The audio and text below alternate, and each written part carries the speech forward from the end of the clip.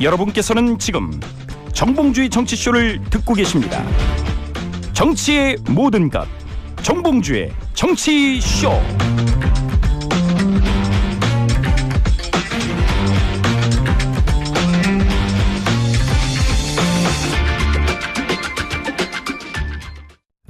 SBS 라디오가 직접 제작한 팟캐스트 고릴라 팟.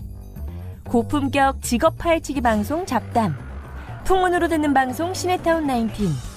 사주 명리학으로 풀어보는 핫이슈 톡톡 사주. 재미 팟팟 고릴라 팟. 고릴라 앱에서 만나보세요. 정봉재 정치쇼 2부 순서 들어가겠습니다. 자, 오늘 날이 꾸물꾸물해요. 네. 꾸리꾸리해요. 자, 여성의 시각, 엄마 언니의 시선으로 뉴스를 고르고 분석해 드립니다. 언니 뉴스 3분 나와주셨다. 아, 이렇게 작가들이 써줬어요. 자, 최민희 의원님 자리하셨습니다. 안녕하세요. 예, 양지열 변호사님 네, 자리하셨습니다. 안녕하세요, 양지열입니다. 원래 목소리대로 하세요. 네, 안녕하세요, 양지열이에요. 고란 사이. 네, 안녕하세요, 고란입니다. 고란. 예, 중앙일보 고란 기자님. 근데 저희가 버스하고 택시는 다 잡은 것 같아요. 그래요? 동시간대. 동시간대 절대 강자. 이제 버스하고 택시 타면 다 틀어놓는데 10시에. 근데 그건 당연한 결과예요. 왜냐면 10시에 시사하는 데가 우리밖에 없어. 아, 그래요? 예. 하나도 없어요. 제가 좀 이따 4부 할 때 택시 타고 가면서 라디오 어떤 거 나오는지 들어볼게요. 아니 4부는 재미없어서 안 들을지도 몰라요. 4부 밖에 기다리실 텐데. 아, 그래요? 4부 재밌어서 들을 것 같아요. 아니 근데 진짜 점점 많아져 이게. 근데 택시. 다행히 안 오셨어요, 사부 아직. 오면서 듣고 있어요 지금. 어머, 어떡해. 그래서 성적표는 잘 나왔어요. 아직 안 나왔어요 결과가. 근데 이게 택시 같은 경우는 왜 빨리 퍼지냐면 네. 택시는 조기 축구회가 있어요. 그 운전하시는 분들 개인 택시는 네. 가나 다 줘. 쉬는 날 조기 축구 하거든요. 배드민턴도 하고 산도 하고. 그러니까 말이 금방 퍼져. 그리고 또 버스도 옛날에는 막 틀어줬는데 요즘은 그 기사님만 듣게끔 이렇게 조그맣게 트는데 그 막 항의 전화를 받는데요. 항의를 받는데 왜 빨리 크게 안 트냐고. 우리도 듣게. 그래서 예. 제가 택시 타서 타고 나서 말을 안 해요. 기사분들이 목소리 알아들으실까 봐. 예. 괜히. 그 정도는 아닐 것 같은데. 나승준님, 봉도사님 게스트 소개할 때 완전 초딩같이 놀리면서 소개하시네요. 꾸준히 꾸준히 그렇게 하시라는 듯? 그렇게 하고 있다라고 하는데 이제 이런 분들이 잘 아는 분들이에요. 왜냐하면 그러지 않으면 게스트분들이 각인이 안 돼. 기억을 못해 사람들이. 맨날 똑같은 사람들이 나오는 줄 알아요. 엄청난 배려. 예, 그러면 우리 저기 그 오동진 평론가 있어요. 네, 예. 오동진은 영화 평론가. 제가 그렇게 하거든요. 그러니까 요즘 자기한테 전화하면 사람들이 그런데요. 오동진은 영화 고란도 고란사. 이제 좀 있으면 남편이 전화할 때도 그럴걸. 고란사. 저는 다른 걸로 바꾸고 싶으면 안 돼요. 그럼 언니가 뭐예요? 양언니. 계속 꽂는 거예요. 양언니. 아니, 그래서 실제로 우리가 양재탕. 양언니로 미니까. 아니, 우리 12월에 양지탕에서 하기로 했어 우리 뒤풀이. 진짜. 뒤풀이. 예. 송년회. 차라리 언니로 돌아갑시다. 우리가 2부 3부 하는 동안 전혀 주제 안 갖고 그냥 허접한 주제로 한번 그 1시간 가볼까요? 저 그런 거 좋아요. 예. 얼마나 우리가 그 완벽한 구라를 풀 수 있는지. 아무 말 그렇죠. 대잔치. 그렇죠. 아무- 아무 말 대잔치는 다른 프로가 있는 거 아니에요. 그렇죠. 우리는 우린 내용 있는. 내용 있는. 예. 1918님 화물차도 다 잡았대. 조심하세요. 예. 아니 이게 교통사고율을 떨어뜨린대요 우리 방송이. 각성을 시켜주니까. 자명학계니까. 예. 각성기. 그래서 제 이름은 정뽕. 빨리 첫 번째 뉴스 빨리 하래. 불법입니다. 그건. 정뽕주가 불법이에요? 아니, 맞아. 뽕은 불법에 네. 아직도 피서물권이 없어. 주링봉숑 빨리 하세요. 주링봉숑. 어디서 들었어? 85년엔 얘기해 놓죠. 예. 놓고. 자, 첫 번째 뉴스 언니 뉴스 최민희 의원님. 네. 지역에서 이제 많이 이 방송 나온다고 알아봐요 이제? 저 원래 알아봐요. 아니 이 방송 예, 그 주부들. 주부님들. 네, 주부님들이 심지어 길거리 가는데 어떤 분이 귀에 뭘 꽂고 가다가 어머 최민희 의원님 저 지금요 그 정봉주의 정치쇼 듣고 있어요. 팟캐스트에 올라오고 그런 경우를 저 당했어요. 로마 공항에서 어떤 우리 한국 사람 로마요? 만난 로마 공항에서 깜짝이야 그랬더니 지금 팟캐스트 듣고 그래서 기분이 이상하시다고. 그래서 저는 기쁘다고. 그래서 구주 오셨네요. 네. 기쁘다 구주 오셨. 할렐루야. 아니 기쁘다 정봉주 오셨네. 자, 첫 번째 뉴스 하려니까요. 아 저요? 예. 아 드디어 예.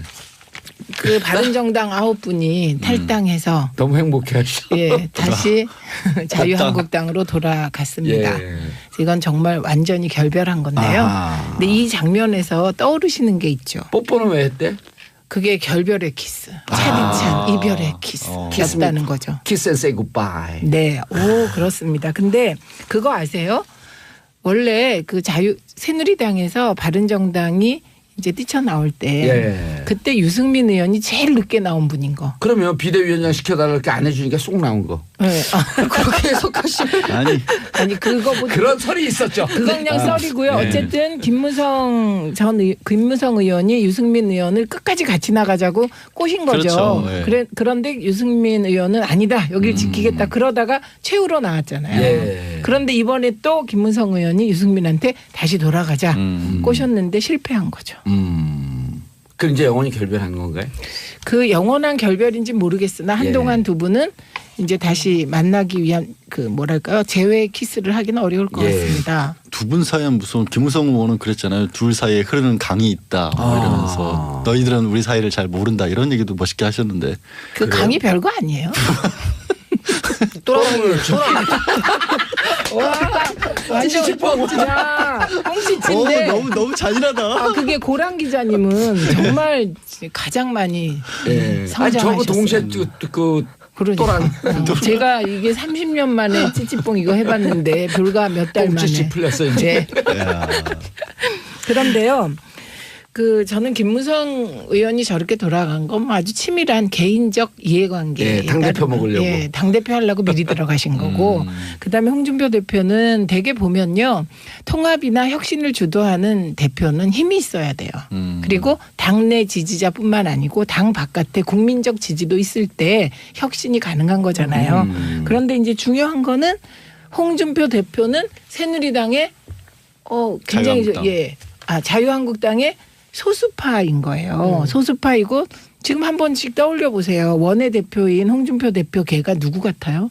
없죠. 떠올리는 분 한 분이라도 얘기해 보세요. 그분은 유해 소위 독고다이라고 소문나셨죠. 그렇죠. 네. 그러다 이석준 보니 뭐 이런 분들? 그 친박 아직도 남아있는 친박에 대적할 힘이 없는 겁니다. 그러니까 홍준표 대표를 한마디로 표현하면 EJ 전략 지금 쓰고 있는 거고요. 그래서 그런 그 이동영 씨가 싫어할 것 같은데. 어머나. 좋아하죠. 광고해 준다고. 아니 이제 끝났거든요. 아니 프로그램 끝났네. 종료됐기 때문에 끝난 걸 이제서야 광고해 준다고. 어머나. 그래서 그런 어떤 그 나이 드신 남자 정치인들의 개인적인 욕망이 막 꿈틀대면서 지금 통합이 이루어지기 때문에 그거를 바라보고 있던 서청원 대표가 저는 어제 제가 서청원 대표를 안 이래 가장 멋진 5가지 정리를 하셨어요. 통합하겠다는데 홍준표 물러가라 이렇게. 그러면서 5가지 이유를 들었어요. 홍준표 물러가라. 네, 왜? 첫째, 도덕성이 빵이다. 재판받고 있다. 두 번째, 언행이 말도 안 된다. 막말해 뭐해. 세 번째, 말 바꾸기의 달인이다. 네 번째, 당을 사당화했다. 5번째, 정치는 타이밍인데 지금이 보수 통합할 때냐? 이렇게. 그러면서 물러나라. 지금은 그냥 각자 찢어져서 인고의 세월을 보낼 때죠. 지금 반성할 때다. 네, 반성할 때다. 그리고 근데 이제 서청원 의원은 반성할 게 없다고 생각하잖아요. 네, 그러니까 이분은 아직 자유한국당이 본진을 튼튼하게 만들지도 못했는데 추스리지도 못했는데 무슨 또 배신자들을 받아들이냐 이렇게 얘기를 한 것이죠. 그 박근혜 전 대통령 출당시킨 것도 가처분 신청했잖아요. 157명 그렇죠. 새누리당 당원들이. 근데 서청원 의원이 그렇게 얘기를 한 거는요. 사실은 본인이 그러니까 본인 입장에서는 어쨌든 김무성 의원이 왜 들어온지 알잖아요 또. 그렇죠. 그러니까 사실 지난번에 누가 그러셨지? 친박계에서는 또 김무성 의원 들어오면 우리는 뭐 친박으로서 박 전 대통령 탄핵에 책임이 있다면 김무성 당시는 지난 총선에서 자유한국당 그때 새누리당이었죠. 새누리당을 망가뜨린 책임이 있지 않느냐. 그러니까 합쳐지긴 합쳐지는데 벌써 서로 들어와서 안에서 승기 잡을까봐 그 안에서 이미 견제구부터 던지고 있어요. 네, 이게 제일 통합이 센 거는 아니에요. 김무성 들어오려면 정계 은퇴 선언하고 들어와라. 이런 뭐 불출마 그러니까. 선언을 21대 불출마 선언하고 들어와라 의원들 네, 다. 네. 그런 얘기들도 있고. 그러니까 그거는 서로 지금부터 예. 12월 달에 원내대표 선거 예. 그리고 연이어 있을 대표 선거 서로 견제고 날리고 있는 겁니다. 그러니까 지금 그 자유한국당을 보면 홍준표 개, 그다음에 김무성 개, 서청원 개 이 세 분들이 보수 괴멸 프로젝트를 서로 경쟁적으로 하는 것 같아요. 보수 그런데- 개별 프로젝트. 예, 그게요. 아니 왜냐면 여기 맞아요. 그 전혁 의원도 고정 출연하시잖아요. 정두원, 정태근 이분들도 다 보수를 망가뜨리려고 지금 어떻게 저렇게 환상적인 계획을 작정을 짜냐는 거예요. 했다. 작정을 했다는 근데요, 거예요. 이게 이거예요. 그 보수 괴멸 프로젝트는 전혁 의원의 표현이에요. 그 보수 개멸에 대한 공포, 그 공포심. 지금 이제 공포 마케팅을 하고 있는데요. 자유한국당과 그 바른정당에서 넘어온 일부가 그 공포를 조성하는 방식이 다 아시겠지만 홍준표 대표가 미국 갔다 와서 한 말이 네. 미국이 북한을 선제 공격할 프로그램이 임박한 것 같다. 이런 말을 던집니다. 임박한 것 같다. 예. 그러니까 이거는 공포를 전체적으로 조성하면서 그 공포로 지지자들을 결집하는 거고 그런데 그 보수 지지자들의 밑바닥에는 14% 탄핵을 반대한 분들의 밑바닥의 공포는 다른 거예요. 보수가 괴멸하지 않을까 하는 공포. 그래서 이게 공포 프로젝트를 이렇게 저렇게 가동하는데 정말로 그 공포 프로젝트에 대한 대응으로 이렇게 저렇게 하는 것이 보수를 진짜 괴멸시킬까 봐 걱정하는 일부가 또 있는 거죠.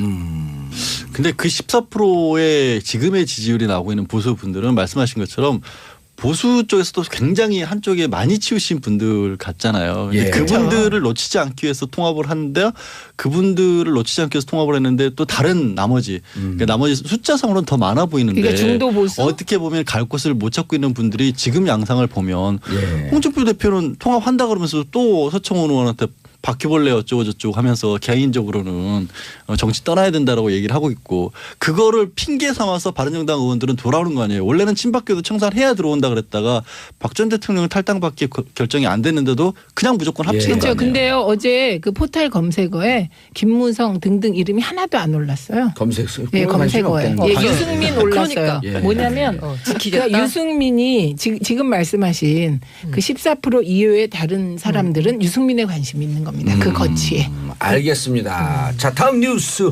네. 예. 이인규 전 중수부장이 버지니아에 있다라고 합니다. 이인규 전 중수부장은 예. 누구냐면 많이들 나왔지만 노무현 전 대통령 수사를 할 때 중수부장이었고 국정원이 예. 이른바 그 논두렁 시계라고 하죠. 시계를 논두렁에 버렸다라는 얘기를 언론을 통해서 흘리게 한 장본인이다. 국정원으로부터 그 정보를 받아서 이거 별 내용 아니고 수사에도 도움 안 되니까 그냥 창피 주는 용도로 쓰자라고 해서 약간 허위 사실을 가미해서 유포를 시키게 한 장본인인데 예. 희한하게 이 양반이 미국에 가버리신 거죠. 우리도 몇 차례 여기서 방송에서 얘기했었죠. 예. 얘기를 했었죠. 안 보인다 안 보인다 했었는데 그좀 교민들이요. 예. 그 현상 수배 걸었어요. 300불. 네.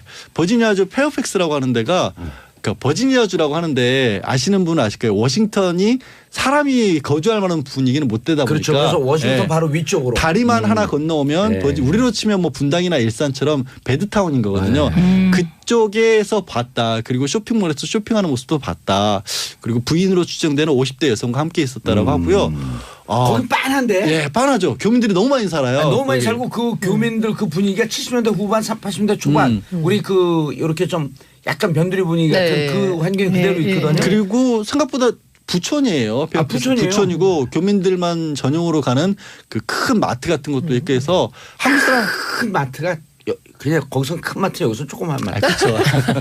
미국 아까 상대적으로 우리끼리 가는 데네. 한국 근데 사람들 그러면 가는 이미 데인데. 지금 기자들이 버지니아로 출동해 계시는 아니 그러니까 뭐 쉬운 게 워싱턴 특파원들이 특파원들이 있으니까. 많으니까. 네. 근데 이분이 문제는 관광 비자를 갖고 가서 그러니까 관광- 8월 25일자로 출국한 걸로 그러면 나오거든요. 이제 곧 제3국으로 가지 않으면 미국에 체류할 수가 없는데 돈을 한 $10,000을 현금으로 가지고 가셨대요. 6개월인가 달러 관광비자면. 뭐냐. 그리고 저거요. 관광 비자는 3개월이 90일이고요. 네, 90일. 네, 그 이인규 연계- 전 중수부장 돌아오게 하는 거 간단해요. 제가 지명수배하면 바로 와요. 예? 지명수배. 예, 지명수배하고 현상금 걸잖아요. 그럼 그 교민들 제가 왜냐면 거기 버지니아 거기가 공적으로 지방을 하는 게 아니, 아니라 버지니아 거기가 지금도 봉도사발 지금도 지방지대. 세월호 가족들이 네. 세월호 그 진상을 밝히라면서 지금도 매주 토요일 집회를 피켓팅을 하고 해요. 있어요. 버지니아고 그래 저 가서 피켓팅을 했어요. 저도. 네. 근데 지나가다가 정세현 장관 손자 초등학교 1학년 학생 저를 본 거예요. 정세현 장관. 네. 손자인지 어떻게 알았어요? 자기 아니, 아빠하고 손자가. 할아버지하고 TV 나온 걸 봤는데 얘가 눈썰미가 있으니까 TV에 나온 저 사람이 가서 데모하고 있네. 그래서 정세현 장관한테 전화하고 정세현 장관이 제가 미국에 있는데 여기서 전화가 왔어요. 그러니까 왜 미국까지 가서 저를 데모를 하세요? 똑같아요. 그래요? 네. 똑같아요. 그래갖고 그런 상황입니다. 그런 상황인데 아직 정식 수사는 착수를 안 했어요. 그래서 이분이 뭐 피의자다 내지 수배 중이다 이렇게 얘기할 수는 없는데 국민 수배요. 뭐 국민 수배는 말씀하신 대로 300만 달러였던 거예요. 현재 300달러. 300달러. 창피해 죽겠어요. 너무 싸다. 한 100달러 기부. $1,000 현상금 내건 단체도 있습니다. 단체도 근데 있어요. 참고인 조사는 가능한 거잖아요. 그 참고인이라고 하는 거는 범죄자로서 부르는 게 아니라 증인으로서 부르는 거기 때문에 당시 일이 어떻게 되는지를 확인하기 위해서 부를 수 있는데 참고인은 수배하는 게 아니 아니거든요. 우리가 현상 수배하면서 이렇게 하는 거예요. 우린 이인규가 보고 싶다. 사주죠.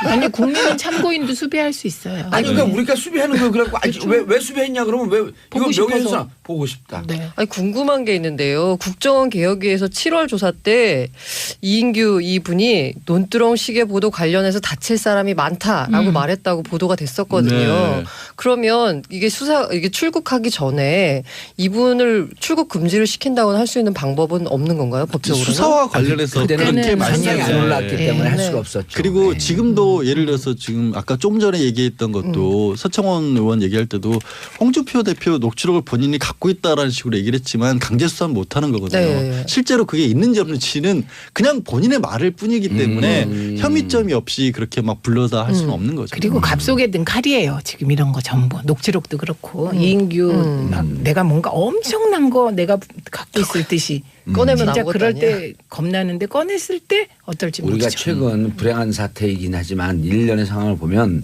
칼을 갖고 무소불위의 권력을 휘두르던 사람들이 그 칼을 놓쳤을 때 얼마나 떨고 있는지 알잖아요. 예? 아, 사실은 별거 없을 수도 있다. 그리고 이인규요? 예, 예.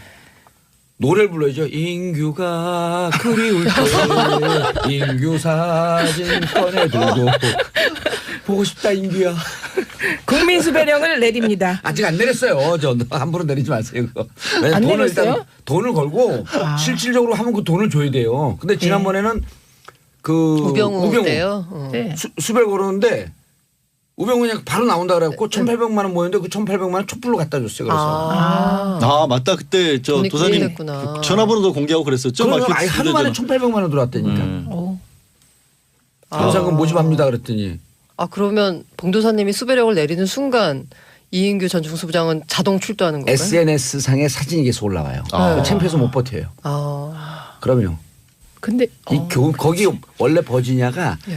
교민들이 무척 보수적이거든요. 네, 예. 근데 세월호 이후에 그다음 촛불 이후에 달라졌어요? 무척 달라졌어요. 우리 교민들 너무 자랑스러워요. 아우 SNS 수배령 때리면 정치인들 엄청 좋아하겠다. 홍홍홍 홍홍홍 주십시오. 그보다 악플이 났다? 자 다음 뉴스. 고란 네, 기자님 네. 방청객 못 옵니까? 아니 저는 이 뉴스를 보면서 예. 저게 과연 무슨 의미가 있나라는 이런 생각을 했는데 아까 예. 자유한국당의 이 분열이라고 해야 되나 이것도 도대체 이게 국민들한테 무슨 의미가 있나라는 생각이 들었는데요. 오늘 이 뉴스도 그런 비슷한 뉴스인데 어제였는데요. 예. 이게 그 국감이 마무리 국면에 있는데 오늘이 마지막 날이라고 합니다. 예. 근데 어제 상임위가 열렸는데 그때 운영위 국감이 열렸거든요. 근데 운영위 국감은 청와대를 대상으로 하는 거고 그러다 보니까 이 야당 쪽에서도 소위 말하는 에이스들, 뭐 예. 지도부들 이런 사람들이 나와서 국감을 하고 청와대를 대상으로 하는 거니까 얼마나 날을 세우겠어요. 예. 그런데 이 날을 세우는 지점이 이 전희경 자유한국당 의원이란 분이 임종석 실장에게 전대협의 강령을 보면 반미 민중에 근거한 진보적 민주주의를 밝히고 있다. 청와대에 들어간 전대협 인사들이 이 같은 사고에서 벗어났다고 볼 수 있는 근거가 없다. 라면서 갑자기 전대협을 들먹이면서 임종석 실장에게 얘기를 했어요. 예. 그랬더니 또 임종석 실장도 그냥 그에 대해서 뭐 이런 국감 자리에서 그런 얘기를 하는 게 맞느냐라고 그냥 조용히 차분하게 대응하셨으면은 제 생각엔 뉴스가 묻혔을 것 같은데 오히려 사실 임종석 실장이 전대협 의장 출신이시거든요. 매우 모욕감을 느낀다. 그게 질의인가? 라면서 흥분을 하셨습니다. 머리칼을 쥐어 뜯으면서 거의 그 흥분하는 모습이 사진을 찍으셨죠. 6공화국 때 광주를 짓밟고 민주주의를 짓밟을 때 어떻게 살았는지 제가 보지 않았다. 그렇지만 민주주의를 위해서 나는 열심히 노력하며 살았다. 전 의원이 그렇게 말할 정도로 부끄럽게 살지 않았다. 라면서 흥분하셨거든요. 아니 그건 뭐 다 사실인데. 네. 네. 근데 전희경 의원은 몇 살인가요? 95학번이니까 40대 초반 정도 됐죠. 9학번이면 75년생쯤 되는 네. 거죠. 네. 근데 사실 제 참고로 저는 97학번인데요. 네. 그렇게 보이진 않겠지만 네? 왜 오늘 왜 이러세요?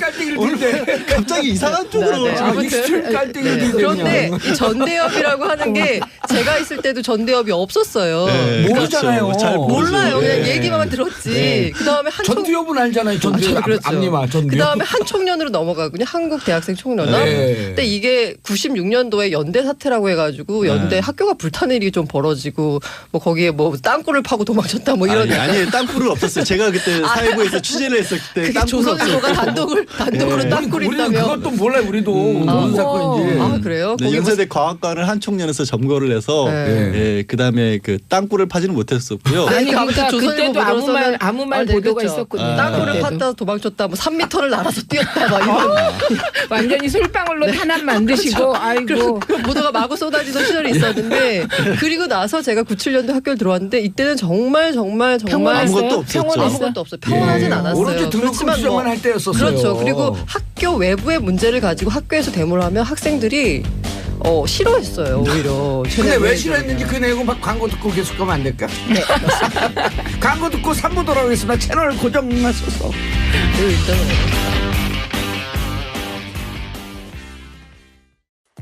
SBS 라디오가 직접 제작한 팟캐스트 고릴라팟. 문화로 알아보는 연애 지침서 불법과외, 생생하게 살아있는 민초들의 이야기 떡국열차, 책도 읽어주고 여행도 보내주는 고품격 팟캐스트 체키라웃. 재미팟팟 고릴라팟, 고릴라 앱에서 만나보세요. 정봉재 정치쇼 3부 순서 들어가겠습니다. 아까 대화하는 거 왜 싫어한다 그랬죠? 그때는 분위기가 이미 김영삼 정부가 출범했을 민주화의 때잖아요. 시대? 네, 민주화 뭐 그다음엔 DJ 그다음에는 노무현 정부가 참여정부가 출범한 건데 그러다 보니까 이 무슨 군부 독재 타도 이런 운동권의 386의 논리가 학생들한테 먹히지가 않는 거죠. 소위 그때 말한 게 뭐 정치 학생 운동이 이제는 종언을 구하던 시절이었다. 그렇죠. 그러다 보니까 그 학생들도 그 운동하는 애들에 대해서 별로 이렇게 반감을 약간 가지고 있었고 운동이라고 한다면 우리의 권리, 학생. 그래서 등록금 투쟁이 그렇죠. 그때 활발히 일어났던 활성화됐었던 거죠. 네. 때죠. 아니 근데 분위기가 지금 임종석 그 실장이 몇 살이죠? 임종석 실장이 85학번인가 그렇죠? 86, 예, 그 정도 85, 86 정도 됐으니까. 그런데 80대 지금 초반. 그 학생 운동 하던 때가 몇 년 전이죠? 너무 까마득해. 20년, 30년, 전이에요. 30년 전이죠. 그러니까 지금 30년 전 얘기가 2017년 예. 민주화 이후의 민주주의 시대에 과거의 예. 군부 독재 시절의 얘기가 올라온 거군요. 그런데 그거를 막상 잘 알지도 못할 것 같은 같은 사람이 사람이 그거를 문제 제기를 하니까 임종석 실장 입장에서는 뭔데 갑자기 저런 얘기를 국감 자리에서 대통령 그러니까 비서실장한테 그렇죠. 하냐. 아니 그러면- 그 전희경 의원은 이렇게 얘기하면 되네. 왜 이방원은 정도전을 죽여서 조선의 개혁을 망가뜨려서 오늘날까지 우리 개혁이 이루어지지 않게 만드냐 이렇게 얘기해야 되는 게 맞는 거 아니에요? 그 비유가 적절한지 잘 아니 그거 모르겠는데. 저는요 오히려 그거를 듣고 그러면 박정희 대통령은 친일 그러니까 운영사전에 이름을 올리셨고 근데 여순 반란 사건에 가담하신 것이 팩트니까 예. 그럼 18년 동안 우리나라는 친일파와 공산주의자가 음, 장악했나? 그랬네. 저는 이런 생각이 빡 들더라고요. 이 비유가 더 정확한 것 같습니다. 그렇죠. 그 경제개발 5개년 계획은 그러면 친일 만주에서 했던 일본의 정책이었었는데 그냥 어떡하지? 예. 큰일 났다. 그러니까 이 전대협 한총련 이런 거 전혀 지금 여기 계신 분들 중에 제가 가장 어리는데 저도 꼰대 소리를 듣거든요. 저한테도 전대협 한총련 이런 게 아무 의미가 없거든요. 예. 앞서 제일 처음에 말한 그 바른정당 자한당 사태도 저 양반들끼리 뭐 하고 있는 짓인가 싶어요. 그러니까 의미 맞아요. 없다. 네. 그들만의 리그. 그러니까 저는 이런 부분 때문에 그 젊은 층들한테 오히려 정치 혐오를 불러일으키던 것 같아요. 정치 혐오 부르면 그 사람들이 좋아해요. 전희경 의원은 그렇게 얘기 안 하고 있죠. SNS에 본인이 왜 국민의 한 사람으로서 청와대를 맡겼는데 권력을 맡겼는데 그 사람들이 어떤 생각을 하고 있는지를 검증해 보는 게 당연한 거 아니냐. 왜 이게 언론에서는 이걸 색깔론이라고 이름을 붙여가지고 내가 잘못했다는 식으로 밀고 가느냐. 헌법 한번 읽어보라 그래요. 그게 색깔론이에요. 그럼요. 그게 색깔론이에요. 그리고 헌법에 모든 게 다 보장되어 아니, 있어요. 제가 그랬다는 게 아니라 전희경 의원이 그랬다고요. 그리고 대한민국 헌법 정신은 기본적으로 한 개인의 사상을 검증할 수 없습니다. 아니 그래서 저는 트윗에 이렇게 올렸는데요. 전희경은 답하라. 지금 오늘 제가 올렸어요? 올렸습니다. 올렸어요. 오늘 예. 아침에 예. 박정희 대통령은 친일 인명사전에 이름이 올랐고 여순 반란 사건에 가담 공산주의 활동을 한 사람이다. 그럼 18년 동안 친일파와 공산주의 활동을 한 자가 청와대를 장악한 것인가. 전희경은 답하라. 근데 별로 박수 치고 싶지 않아요. 왜 거기 그 관종의 그 대열에 합류해줘요? 그냥 놔둬요. 근데 이미 뭐 임종석 보도가 많이 돼서 실장이 흥분하셔서. 관종을 만족할 만한 답변을 자, 하셨어요. 이샤론님 샵 1035 짧은 문자 오시면 긴 문자 100원. 이샤론님 아이셋 엄마입니다. 알아듣기 쉽게 얘기해 주시니 정치에 관심이 생깁니다. 아이셋 엄마면서 30대시겠네요. 어머? 네? 왜냐면 그 다음에 30대로 연결이 되니까. 이인숙님 고란 기자님 30대 초반으로 보여요. 30대 초반 아니에요? 아까 지금 97학번이라고 얘기했잖아요. 97학번은 몇 살이에요? 네. 30살이요. 아니 97학번이면 77년생인데 제가 80년생인데? 77년생은 아니고 보통 7, 8년생이죠. 78년생. 네. 제가 80년생이에요. 원수일기. 예. 아, 네. 자, 황승찬님 고란 기자님 연예인 닮았어요. 고은아 닮았어요. 무슨 얘기예요? 고은아가 고란 기자를 닮았죠. 그런가요? 제가 뒤에 태어났기 아, 때문에. 그래요? 죄송합니다. 김지현님 양언니 팬입니다. 자, 우리 연말에 양지탕에서요. 송년할 거니까 그때 오세요. 그리고 시간과 장소는 알려주고 시간은 절대 안 알려줍니다. 이른바 국정원 송년회. 우리가 하는 일을 아무에게도 알리지 마라. 양지를 지향하고 있습니다. 예. 김명님, 최민희 의원님 팬입니다. 이제 목소리만으로도 구분하네요. 아, 좋습니다. 네, 제가 최민희입니다. 샵 1035 문자 보내주시기 바라겠습니다. 자, 그래서 국감장 이 일이 지금 일파만파 계속 검색 순위 올라가는데 우리가 그렇죠. 소개도 안 해줬어요. 올바른 태도 같아요. 예. 아예 이런 거는 관종이기 그럼요. 때문에 예. 꺼야 된다. 그리고 전희경 의원이 국회의원이 지금 1년 됐잖아요. 언제 이렇게 검색 순위 올라보겠어요? 지금 그러니까. 입이 귀에 걸렸을 거예요. 근데 이 이제 말의 의도가 분명히 뭔가 의도해가지고 했을 텐데 그냥 던진 말은 아닐 텐데 의도를 추측하자면 강경 보수층의 결집이잖아요. 너무 전희경 의원을 과대평가하시는 것 같아요. 아, 근데 그 운영위는요. 예. 해보셔서 알잖아요. 운영위는 그냥 개인적으로 뭘 하질 않습니다. 근데 과연 이게 효과가 있나 싶어요. 아니 효과가 있겠죠. 없어도 괜찮은 저는 효과가 거죠. 있어요. 왜냐하면 홍준표 대표 본인도 청와대에 들어가 있는 사람들 좀 근데 주사파 이런 얘기를 했었고 근데 문제는 아까 잠깐 나왔듯이 그 효과가 너무 극소수에 달하는 효과라는 그러니까 거죠. 그 14% 모아서 결집해봐야 네. 선거에서 이길 수가 없는 거잖아요. 아니죠. 그래도 14%는 꼭 잡고 있겠다. 이 사람이 잃은 게 많아질수록 손에 가진 게 더 아쉬워 보이는 거죠. 그거 하나를 못 넣는 뭔가를 거거든요. 놓아야 새로 잡을 수 정치의 있는데. 기본. 어. 예, 산토끼 잡으려다 집토끼 놓치지 마라. 그러니까. 예, 그러니까 집토끼 전략인 겁니다. 근데 지금 잡고 있는 걸 놓지 않으면 새로운 걸 잡지 못하는 못 거예요. 넣는다는 거 아니에요. 근데 새 새로운 의원님이. 건 무망하죠, 사실. 홍준표 대표에게 그 집토끼들 빼고 산토끼들이 가서 어머 이렇게 좋아하겠습니까? 근데 그러면 지금 최 의원님 말씀이랑 고 기자님 말씀을 종합하면 점점 그 폭이 좁은 태로 거기서 끝날 수밖에 없는 그러니까요. 정치를 하고 있는 거잖아요. 전희경 의원도 그렇고 마이너스 정치. 마이너스. 그 저는 뺄셈 정치. 전희경 의원의 발언을 보면서 그 모 분이 해준 말씀이 생각나는 게 예전에는 정치를 소위 말한 우리 사회 인류들이 제일 똑똑하고 능력 있는 사람들이 하려고 했는데 지금은 정치를 이류들이 한다. 아니에요. 넘버 3. 그 정치가 저도 정치가 그렇게 중요하지 않다라고 생각했었거든요. 사회 시스템이 있기 때문에 예. 대통령이 누가 되든 우리나라가 뭐가 이렇게 달라지긴 했는데 정말 다르더라고요. 달라지죠 그러면. 그리고 지금 정치인들 저렇게 똥볼을 있는 대로 차도 관계없어요. 왜냐하면 위대한 국민이 있으니까. 그래서 정치의 중요성을 알게 돼서 아니 우리 지난 9년 동안 지금 적폐가 나오는데 이게 역대급이잖아요. 이 전 세계 어느 나라도 이게 아프리카의 이 문맹률 90%에 달하는 독재 국가에서도 이렇게 못하거든요. 근데 9년 동안 나라가 안 망했어요. 그걸 국민 다행인 때문에 거야. 하는 거예요. 위대한 국민 근데 때문에. 반대로 생각하면 그만큼 좋은 정치인들이 좋은 그 뭐 행정가들이 일을 했다면 우리나라가 얼마나 더 훨씬 더 좋아질 수 발전했을까. 있었다. 근데 그 좋은 행정가들이 이렇게 방송에 앉아 있으니 어떻게 해요? 누구 얘기하시는 거예요? 그 2명씩이나. 누구 얘기하시는 아유 깜짝이야. 거예요? 최민희 의원님, 네. 김재철 전 MBC 사장 피의자 예, 신분으로. 김재철 전 사장이 드디어 예. 네, 검찰의 피의자 신분으로 예. 나가게 됐는데요. 그래서 그 요즘 MBC 앞에 요즘 그 동요가 울려 퍼진대요. 떴다 김재철 나라라. 다 들어가라. 근데 제가 국회에 있을 때 김재철 방지법을 발의했습니다. 그래서 그때는 우리가 공영방송 정상화법을 만들면 전부 제목을 김재철 방지법.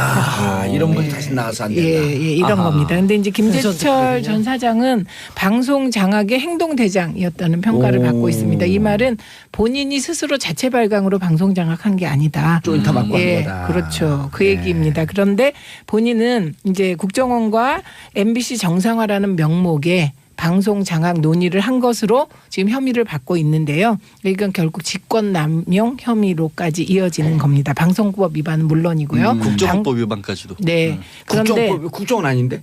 그러니까 직원이랑 같이 했으니까 공범으로. 네, 공모.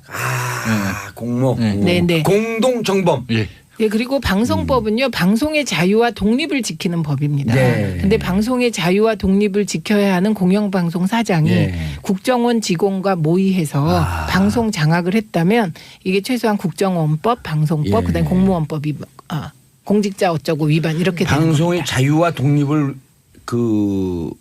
독립을 지켜야 할 뿐이 네, 방송의 독재와 예속을 지켰네요. 그렇죠. 예. 네, 행동대장이 된 겁니다. 그런데 힘은 안 세 보일 것 같은데.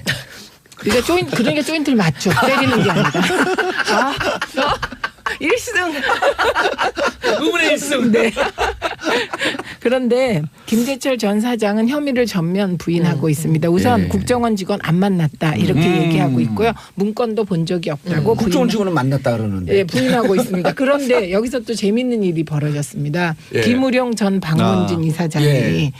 다 했다 이런 식으로 김재철 전 사장이 얘기를 하니까 만난 것도 김우룡, 문건을 받은 것도 김우룡 이런 식으로 김재철 전 사장이 혐의를 떠넘기니까 김우룡 전 방문진 이사장이 한마디 했습니다. 예. 네 말을 누가 믿겠나. 팩트 폭력. 그런데요, 그 김재철 전 사장이 이렇게 우기는 데는 요만한 꼬투리가 있습니다. 그건 뭐냐면 그 김재철 전 사장이 사장으로 취임한 이후에 예. 그때 이분이 인사를 했습니다. 그런데 이 사람은 MBC 출신이잖아요. 예. 그 MBC 출신 사장이 MBC에 가면 그래도 후배들 다 알잖아요. 예. 그러니까 나름 탕평 인사를 하려고 탕평안을 만들었던 것으로 추정이 됩니다. 그런데 이제 김재철 사장이 2010년 2월 26일에 선임되거든요. 예. 그러니까 2007년 12월에 정권이 바뀌었는데 2010년에 2월 26일에 김재철이 선임됐으니까 그 사이에 MBC는 이제 그 엄기영 사장 시절이었던 것이거든요. 이제 그러고 나서 사장 될 때 화면 보시면 그 공범자들 화면 보시면 후배들이 막 당신 뭐냐 물러가라 선배 왜 이래요 막 그러니까 내가 잘하겠다 그러잖아요. 맞아요. 내가 네. 인사하는 거 보면 그치, 그 얘기 내가 인사하는 나오죠. 거 보면 알 거라고 나 오해하지 말라고. 그렇죠. 그래서 본인은 탕평 인사안을 만들었는데 청와대에서. 짜잔 청와대 불려가 조인트를 조인트를 까이고 깔고. 완전 이제 방송 장악의 길로 가게 된 방송 것이죠. 장악의 하수인으로. 네, 근데 이분은 그러니까 그 전에 자기가 탕평 인사했던 안만 머릿속에 가지고 있고 나는 잘하려고 했다. 그렇지 나름대로 잘하려고 했다 지금 이 얘기를 하고 있는 것이고요. 거기서 딱 사고가 머물러 있네. 그렇죠. 왜냐하면 나머지는 전문용어로 문화지체 현상. 강압에 의해서 했다 이런 식으로 갈 가능성이 높아 보입니다. 근데 강압에 의해서 했으면 차라리 강압에 의해서 한 것이다라는 쪽으로 나오면 좋겠는데 이분은 자기는 이제 국정원 IO를 만날 일도 방송국 사장이 왜 국정원 IO를 만나냐라고 얘기를 하고 있거든요. 정보원.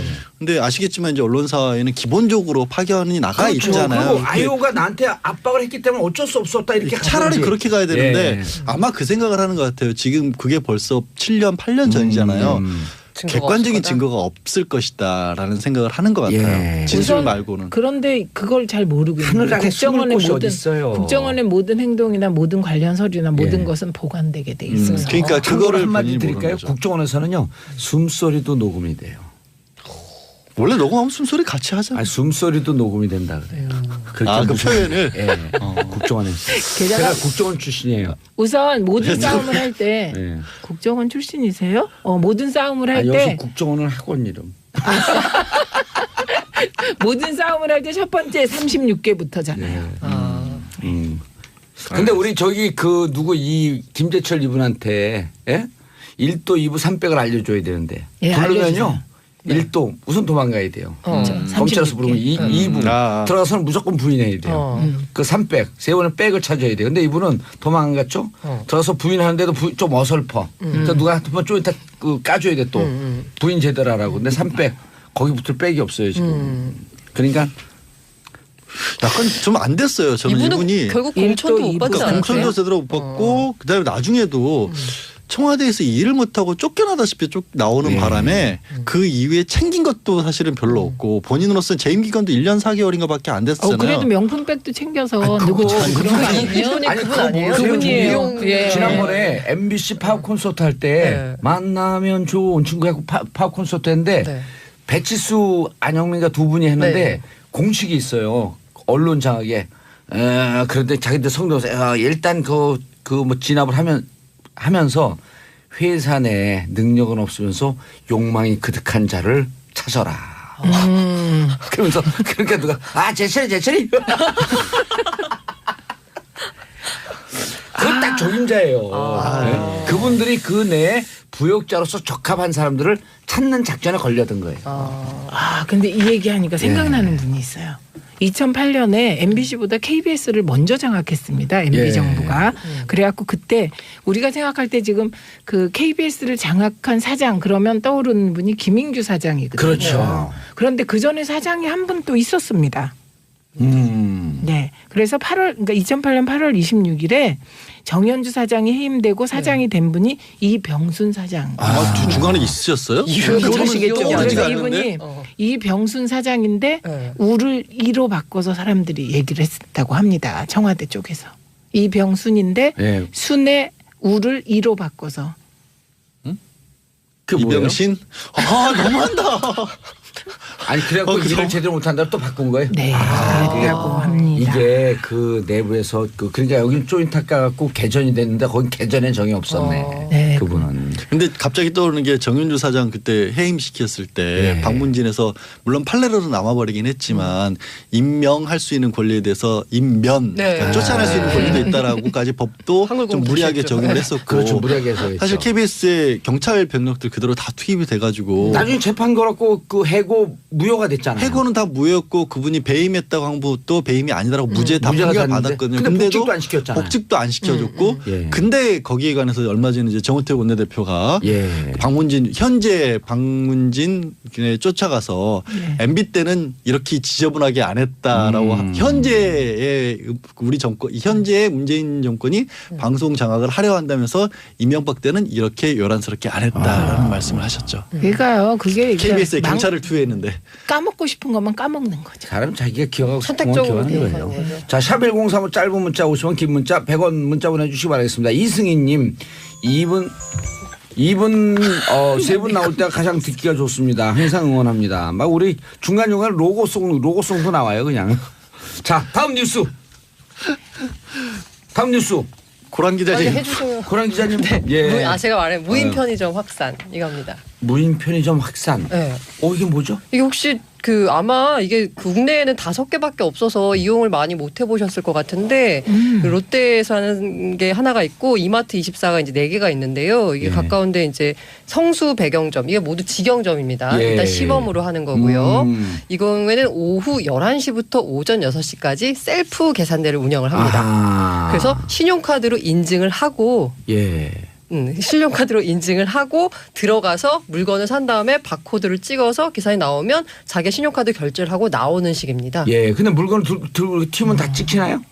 CCTV가 CCTV 는 찍고 있죠. 찍히고 막 소리 나지 않아요? 네, 거기 일단 들어갈 때 네. 신용카드로 긁고 들어가야 돼서 누가 들어갔는지를 알 수 있습니다. 아니 그러면 알바 자리가 일자리가 또 줄어드는 그것 때문에 거. 그러는 거예요. 그것 때문에 이제 말이 많죠. 줄이려고. 네, 줄이려고. 근데 이게 보니까 근데 이게 뭐냐면 무인이잖아요. 예. 근데 주류나 담배를 팔아야 할 때는 신분증 확인을 해야 되잖아요. 예. 연령. 네. 근데 이게 신분증 확인할 수가 없잖아요. 예. 여기 이제 어떻게? 신용카드를 찍고 들어가도 뭐 엄마 신용카드 갖고 들어가도 예. 모르는 거니까. 그렇기 때문에 주류나 담배는 못 팝니다. 밤에는. 근데 밤에 편의점을 이용할 때 대부분 다 아마 주류하고 담배를 많이 그렇죠. 사죠. 그렇죠. 예. 그렇기 때문에 매출액은 많이 줄었다고 합니다. 그런데 매출액 준 거보다 인건비 절감이 더 크다고 합니다. 근데 이제 최저임금도 올린다고 하니까 지금 편의점 점주들은 관심이 굉장히 많대요, 사실 현실적으로. 근데 이게 또 우리나라는 지금 이제 시범적으로 5개 정도가 들어온 건데 일본 같은 경우는 많이 일본은 4월에 발표를 했는데요.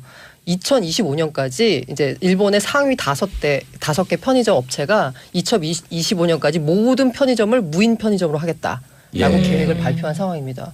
여기 또 이제 더 놀라운 게 뭐냐면 우리는 가서 찍고 뭐 태그 찍고 뭐 이래야 되잖아요. 그게 아니라 그 뭐 IC 카드 같은 걸 부착을 해가지고 바구니에다가 물건을 담으면 그게 거기 바구니에 담아서 계산대에 올려놓으면 자동으로 싹 계산이 돼서 결제를 할 수 있게 된다는 거거든요. 예.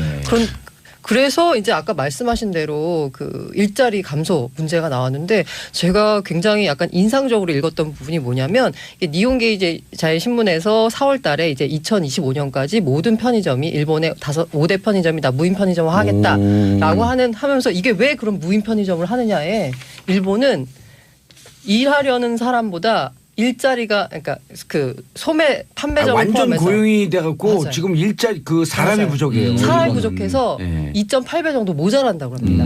그렇기 때문에 무인 편의점 바꾼다는 건데 우리나라에서는 거꾸로 최저임금이 올라가서 인건비 예. 부담이 커지기 때문에 무인 편의점화하는 이런 걸로 바뀐 거거든요.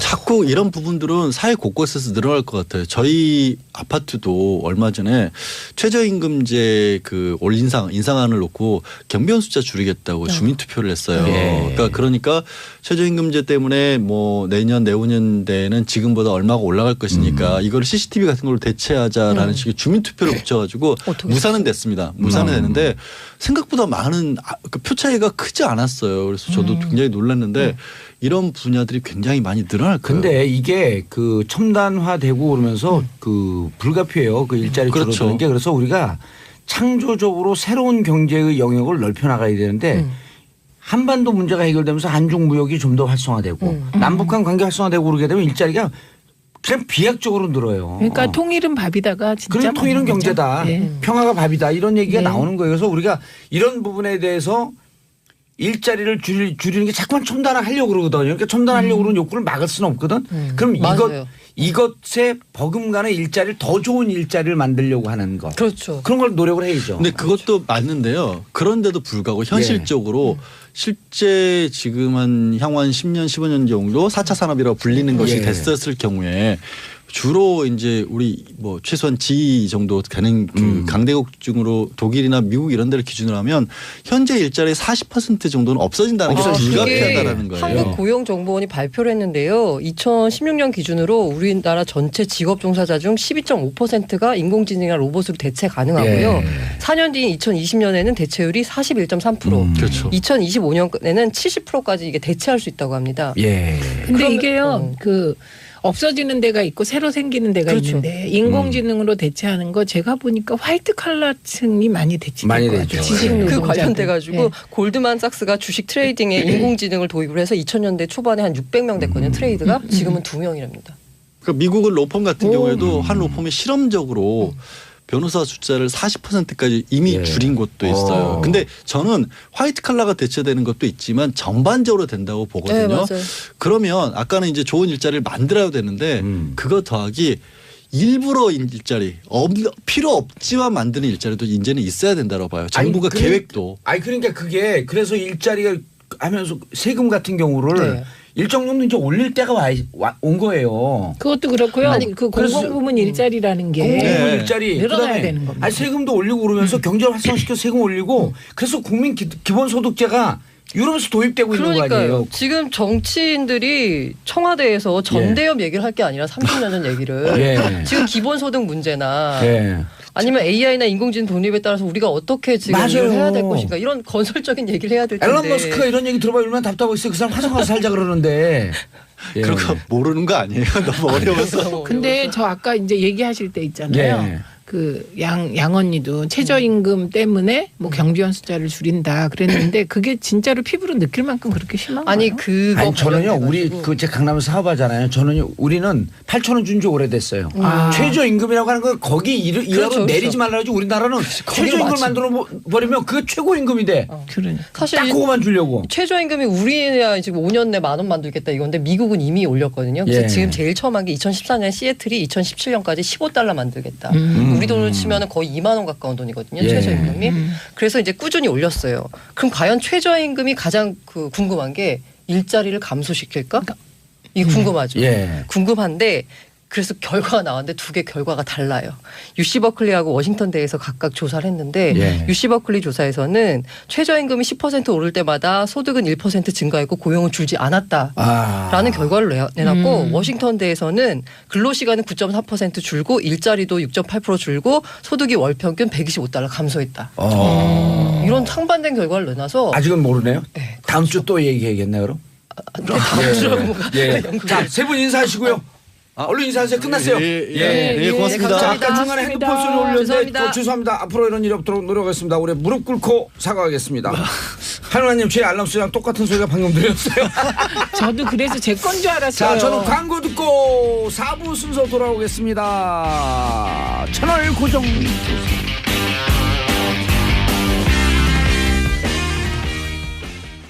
게 나온 분인 거. 그러면 비대위원장 시켜달라고 안 해주니까 쏙 나온 거. 네.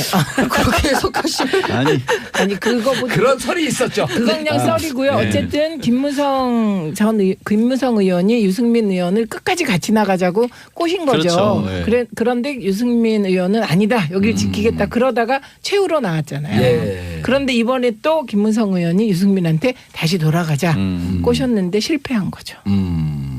그 이제 영원히 결별한 건가요? 그 영원한 결별인지 모르겠으나 한동안 두 분은 이제 다시 만나기 위한 그 뭐랄까요 재회 키스를 하기는 어려울 것 같습니다. 두 분 사이에 무슨 김우성 의원은 그랬잖아요. 둘 사이에 흐르는 강이 있다 뭐 이러면서 너희들은 우리 사이를 잘 모른다 이런 얘기도 멋있게 하셨는데 그 강이 별거 아니에요. 와, 찌찌 진짜 뻥치치인데. 너무 잔인하다. 아 그게 고랑 기자님은 정말 가장 많이 아니 성장하셨어요. 저거 동시에 그 또란 제가 이게 30년 만에 찌찌뽕 이거 해봤는데 불과 몇 달 만에. 찌찌 풀렸어요 이제. 그런데요. 그 저는 김무성 의원이 저렇게 돌아간 건 아주 치밀한 개인적 이해관계. 예, 당대표 먹으려고. 예, 당대표 하려고 미리 들어가신 거고. 그다음에 홍준표 대표는 대개 보면요. 통합이나 혁신을 주도하는 대표는 힘이 있어야 돼요. 그리고 당내 지지자뿐만 아니고 당 바깥에 국민적 지지도 있을 때 혁신이 가능한 거잖아요. 그런데 이제 중요한 거는 홍준표 대표는 새누리당의 굉장히 자유한국당. 자유한국당의 소수파인 거예요. 소수파이고 지금 한 번씩 떠올려 보세요. 원내대표인 홍준표 대표 걔가 누구 같아요? 없죠. 떠올리는 분 한 분이라도 얘기해 보세요. 그분은 유해 소위 독고다이라고 소문나셨죠. 그렇죠. 그러다 이석준 보니 뭐 이런 분들. 그 친박 아직도 남아있는 친박에 대적할 힘이 없는 겁니다. 그러니까 홍준표 대표를 한마디로 표현하면 EJ 전략. 예, 지금 쓰고 있는 거고요. 그래서 그런 그 이동영 씨가 싫어할 것 같은데. 어머나. 좋아하죠. 광고해 준다고. 아니 이제 끝났거든요. 아니 프로그램은 좀 끝났네. 오래됐기 때문에 끝난 걸 이제서야 광고해 준다고. 어머나. 그래서 그런 어떤 그 나이 드신 남자 정치인들의 개인적인 욕망이 막 꿈틀대면서 지금 통합이 이루어지기 때문에 그거를 바라보고 있던 서청원 대표가 저는 어제 제가 서청원 대표를 안 이래 가장 멋진 5가지 정리를 하셨어요. 통합하겠다는데 홍준표 물러가라 이렇게. 그러면서 5가지 이유를 들었어요. 홍준표 물러가라. 네, 왜? 첫째, 도덕성이 빵이다. 재판받고 있다. 두 번째, 언행이 말도 안 된다. 막말해 뭐해. 세 번째, 말 바꾸기의 달인이다. 네 번째, 당을 사당화했다. 다섯 번째 정치는 그래서 통합을 했는데 또 다른 나머지 그러니까 나머지 숫자상으로는 더 많아 보이는데 그러니까 중도 보수 어떻게 보면 갈 곳을 못 찾고 있는 분들이 지금 양상을 보면 예. 홍준표 대표는 통합한다 그러면서 또 서청원 의원한테 바퀴벌레 어쩌고 저쩌고 하면서 개인적으로는 정치 떠나야 된다라고 얘기를 하고 있고 그거를 핑계 삼아서 바른정당 의원들은 돌아오는 거 아니에요. 원래는 친박계도 청산해야 들어온다 그랬다가 박 전 대통령 탈당받기 결정이 안 됐는데도 그냥 무조건 합치는 거 그렇죠. 아니에요. 근데요 어제 그 포털 검색어에 김무성 등등 이름이 하나도 안 올랐어요. 예, 검색어에 예, 유승민 올랐어요. 그러니까. 뭐냐면 지키겠다. 그러니까 유승민이 지금 말씀하신 그 14% 이외의 다른 사람들은 유승민에 관심이 있는 겁니다. 그 거치에. 알겠습니다. 자 다음 뉴스.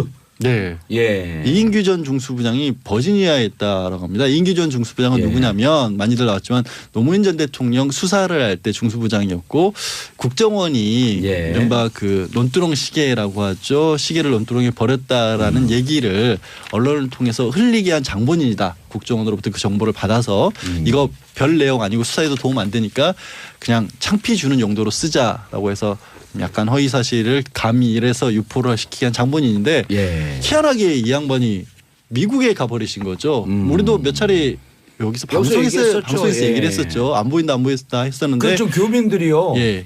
그 현상 수배 걸었어요. 300불. 네. 버지니아주 페어팩스라고 하는 데가 그러니까 버지니아주라고 하는데 아시는 분은 아실 거예요. 워싱턴이 사람이 거주할 만한 분위기는 못 되다 보니까. 그렇죠. 그래서 워싱턴 예. 바로 위쪽으로. 다리만 하나 건너오면 네. 우리로 치면 뭐 분당이나 일산처럼 베드타운인 거거든요. 그쪽에서 봤다. 그리고 쇼핑몰에서 쇼핑하는 모습도 봤다. 그리고 부인으로 추정되는 50대 여성과 함께 있었다라고 하고요. 거기 빤한데. 예, 빤하죠. 교민들이 너무 많이 살아요. 아니, 너무 많이 거기. 살고 그 교민들 그 분위기가 70년대 후반, 80년대 초반 우리 그 이렇게 좀 약간 변두리 분위기 같은 네. 그 환경이 그대로 네, 있거든요. 그리고 생각보다 부촌이에요. 아, 부촌이에요? 부촌이고 교민들만 전용으로 가는 그 큰 마트 같은 것도 있고 해서 한국 사람 큰 마트가 그냥 거기서 큰 마트 여기서 조그만 마트. 그렇죠. 미국 아까 상대적으로 우리끼리 가는 데네. 한국 근데 사람들 그러면 가는 이미 데인데. 지금 기자들이 버지니아로 출동해 계시는 아니 그러니까 뭐 쉬운 게 워싱턴 특파원들이 있으니까. 많으니까. 네. 근데 이분이 문제는 관광 비자를 갖고 가서 그러니까 관광- 8월 예. 25일자로 출국한 걸로 그러면 나오거든요. 이제 곧 제3국으로 가지 않으면 미국에 체류할 수가 없는데 돈을 한 $10,000을 현금으로 가지고 가셨대요. 6개월인가 달라면 그런 비자면 그리고 적어요. 관광 비자는 3개월이 90일이고요. 네, 90일. 네, 아, 그게 이인규 연계- 전 중수부장 돌아오게 하는 거 간단해요. 제가 지명수배하면 바로 와요. 예? 지명수배. 예, 지명수배하고 현상금 걸잖아요. 그럼 그 교민들 제가 왜냐면 거기 버지니아 거기가 공적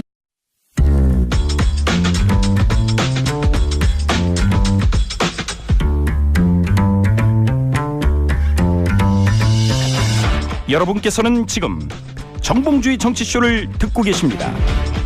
정치의 모든 것 정봉주의 정치쇼.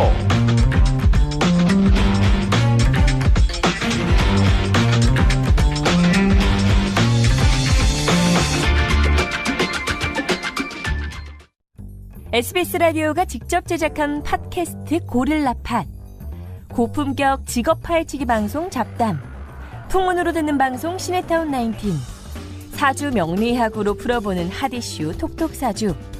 재미팟팟 고릴라팟. 고릴라 앱에서 만나보세요. 정봉재 정치쇼 2부 순서 들어가겠습니다. 자, 오늘 날이 꾸물꾸물해요. 네. 꾸리꾸리해요. 자, 여성의 시각, 엄마, 언니의 시선으로 뉴스를 고르고 분석해드리는 드립니다. 언니 뉴스 3분 나와주셨다. 아, 이렇게 작가들이 써줬어요. 자, 최민희 의원님 자리하셨습니다. 안녕하세요. 예, 양지열 변호사님 네, 자리하셨습니다. 안녕하세요, 양지열입니다. 원래 목소리대로 하세요. 네, 안녕하세요, 양지열이에요. 고란 사이. 네, 안녕하세요. 고란입니다. 고란. 예, 중앙일보 고란 기자님. 근데 저희가 버스하고 택시는 다 잡은 것 같아요. 그래요. 동시간대. 동시간대 절대 강자. 이제 버스하고 택시 타면 다 틀어놓는데 10시에. 근데 그건 당연한 결과예요. 왜냐면 10시에 시사하는 데가 우리밖에 없어. 아, 그래요? 예. 하나도 없어요. 제가 좀 이따 4부 할 때 택시 타고 가면서 라디오 어떤 거 나오는지 들어볼게요. 아니 4부는 재미없어서 안 들을지도 몰라요. 4부 밖에 기다리실 텐데. 아 그래요? 4부 재밌어서 들을 것 같아요. 아 근데 진짜 점점 많아져 이게. 근데 택시. 다행히 안 오셨어요 사부 아직. 오면서 듣고 있어요 지금. 어머 어떡해. 그래서 성적표는 잘 나왔어요. 아직 안 나왔어요 결과가. 근데 이게 택시 같은 경우는 왜 빨리 퍼지냐면 네. 택시는 조기 축구회가 있어요. 그 운전하시는 분들께 개인 택시는 네. 가나 다 줘. 쉬는 날 조기 축구 하거든요. 배드민턴도 하고 산도 하고. 그러니까 말이 금방 퍼져. 그리고 또 버스도 옛날에는 막 틀어줬는데 요즘은 그 기사님만 듣게끔 이렇게 조그맣게 트는데 그 막 항의 전화를 받는데요. 항의를 받는데 왜 빨리 크게 안 트냐고. 우리도 듣게. 그래서 예. 제가 택시 타서 타고 나서 말을 안 해요. 기사분들이 목소리 알아들으실까 봐. 예. 괜히. 그 정도는 아닐 것 같은데. 나승준님, 봉도사님 게스트 소개할 때 완전 초딩같이 놀리면서 소개하시네요. 꾸준히 크크크. 타이밍인데 지금이 보수 통합할 때냐? 이렇게. 그러면서 그럼 지금 뭐 할 물러나라.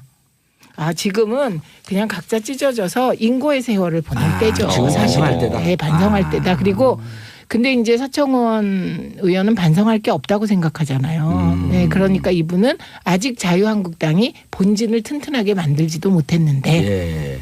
추스리지도 못했는데 무슨 또 배신자들을 받아들이냐 이렇게 얘기를 한 것이죠. 아니 그 박근혜 전 대통령 출당시킨 것도 가처분 신청했잖아요. 157명 그렇죠. 새누리당 네. 당원들이. 근데 서청원 의원이 그렇게 얘기를 한 거는요. 사실은 본인이 본진을 그러니까 본인 입장에서는 어쨌든 김무성 의원이 왜 들어온지 알잖아요 또. 그렇죠. 그러니까 사실 지난번에 누가 그러셨지 친박계에서는 또 김무성 의원 들어오면 우리는 뭐 친박으로서 박 전 대통령 탄핵에 책임이 있다면 김무성 당시는 지난 총선에서 자유한국당 그때 새누리당이었죠.